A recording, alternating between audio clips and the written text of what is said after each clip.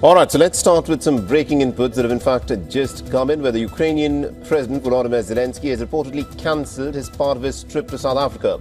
This after Russia fired a barrage of missiles and drones at Kyiv, killing at least about 9 people and trapping others under the rubble.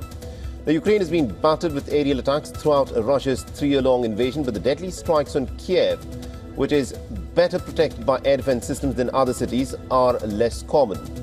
Now, the attacks have thrown more doubt on the already fraught American efforts to push Russia and Ukraine to agree to a ceasefire just hours after the US President Donald Trump lashed out at Zelensky for refusing to accept Moscow's occupation of Crimea as a condition for peace.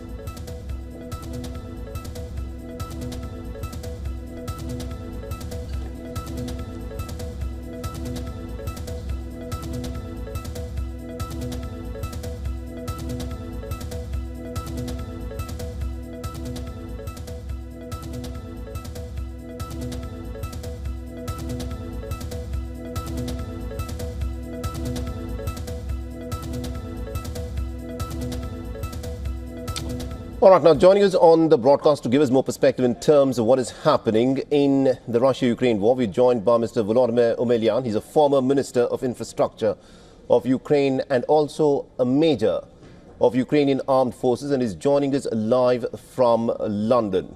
Now, Mr. Zelensky, thank you very much indeed for joining us on this broadcast on WION. Now, Volodymyr Zelensky has cut short his visit to South Africa. The American President, Donald Trump, has said that the issue of Crimea is not even a part of discussion. Do you think the Americans here are essentially falling into the trap of taking a Russian position, or is Donald Trump being a realist in terms of what is happening in this war? It's from technical pressure from my side. I'm not a major anymore. I was retired the army in the last months after the issue is a battlefield. Concerning your question you raised, you're absolutely right.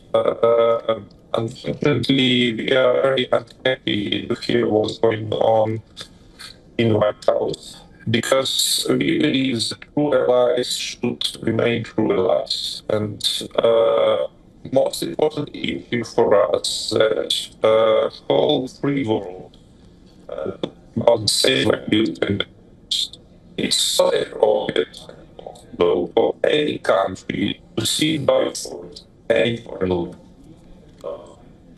If once Crimea invasion will be replaced, it means that then say China, Russia, any other big country can take any piece of land from foreign countries they want.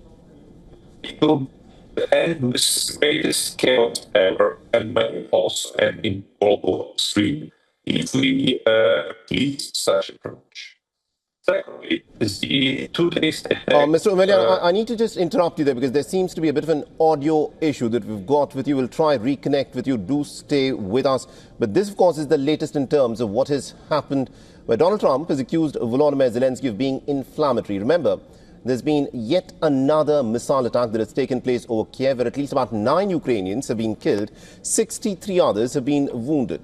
Russia reportedly has fired about 70 missiles and 144 drones on Kyiv, and Zelensky is now cut short his South Africa trip. Donald Trump is also accusing Volodymyr Zelensky of being inflammatory in terms of the manner in which he has wanted to negotiate with Russia.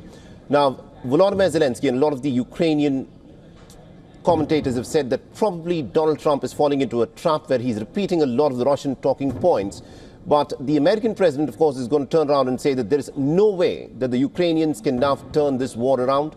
There's absolutely no way, no matter what kind of support the Americans or the Europeans could now lend to the Ukrainians. There is no chance that the Ukrainians can turn the tide of this war, which is why Donald Trump says that Volodymyr Zelensky is playing cards. He's possibly flirting with the Third World War, and he wants the Ukrainians to negotiate with the terms that the Russians are putting forth on the table.